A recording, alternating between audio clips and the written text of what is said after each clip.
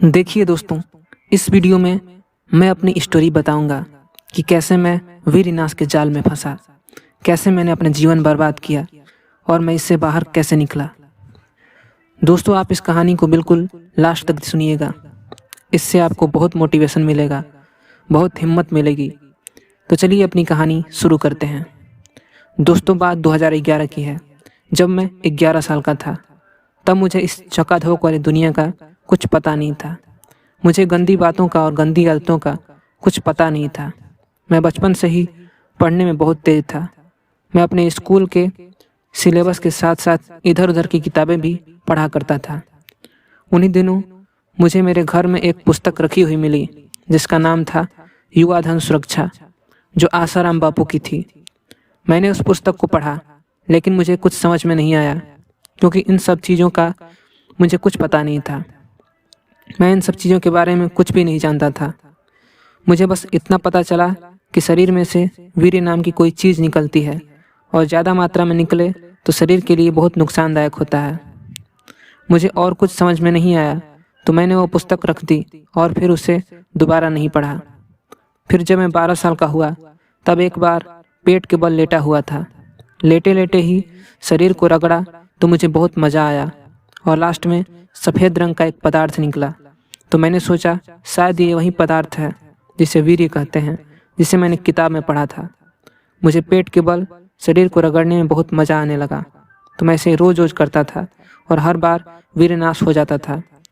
पेट के बल लेट के रगड़ने से ज़्यादा उत्तेजना होती थी और 30 सेकंड के अंदर ही वीर्य निकल जाता था। जल्दी जल्दी वीर्य निकालने के कारण ही मुझे संतुष्टि नहीं मिल पाती थी, तो ज़्यादा मज़ा लेने के लिए मैं ऐसा दिन में कई बार कर लेता था। लेकिन अब तक मुझे हस्त मैथुन के बारे में कुछ पता नहीं था।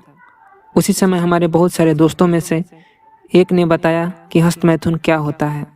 हमारे यहाँ उसे मुठ मारना कहते हैं। फिर मैंने भी ये शुरू कर दिया, लेकिन पहले ही मैं जल्दी जल्दी निकालने का आदी हो चुका था, इसलिए हस्त मैथुन भी 1 मिनट से ज़्यादा नहीं कर पाता था। इसलिए ज़्यादा संतुष्टि के लिए हस्त मैथुन ज़्यादा बार करने लगा।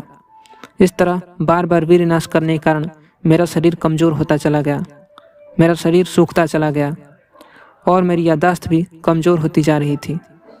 मैं पहले कुछ भी याद रख सकता था, यहाँ तक कि 180 लाइन की पोयम झांसी की रानी की समाधि पर, जो एनसीईआरटी की क्लास 6 की बुक में है, उसको मैंने सिर्फ 3 बार सुनकर याद कर लिया था जब मैं सिर्फ 8 साल का था। हनुमान चालीसा मैंने तब याद कर लिया था जब मैं केवल 4 साल का था और मेरा स्कूल में एडमिशन भी नहीं हुआ था।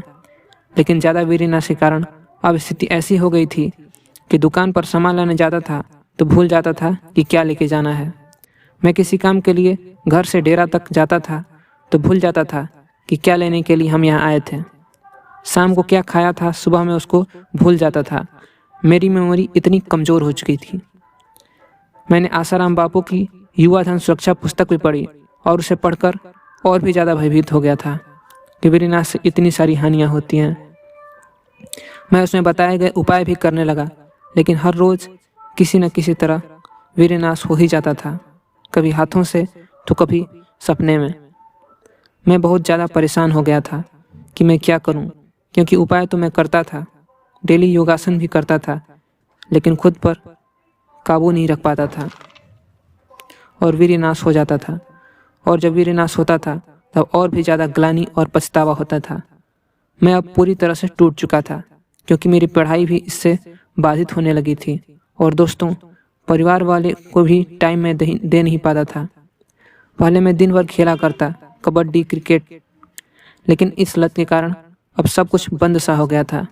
जब मैं अभी केवल 15 साल का था, मैं बहुत दुबला हो गया था। सभी मुझे मच्छर कहते थे, सभी ताने मारते थे कि इसके शरीर में खून नहीं है, मांस नहीं है। कुछ कहते कि तुम खाना खाते हो या खाना तुमको खाता है। ये सब बातें मुझे सुनने को मिलती थी। दुनिया के तानों के कारण मैंने घर से निकलना ही छोड़ दिया था, इसीलिए मेरा क्रिकेट, कबड्डी ये सब खेलना भी बंद हो गया था।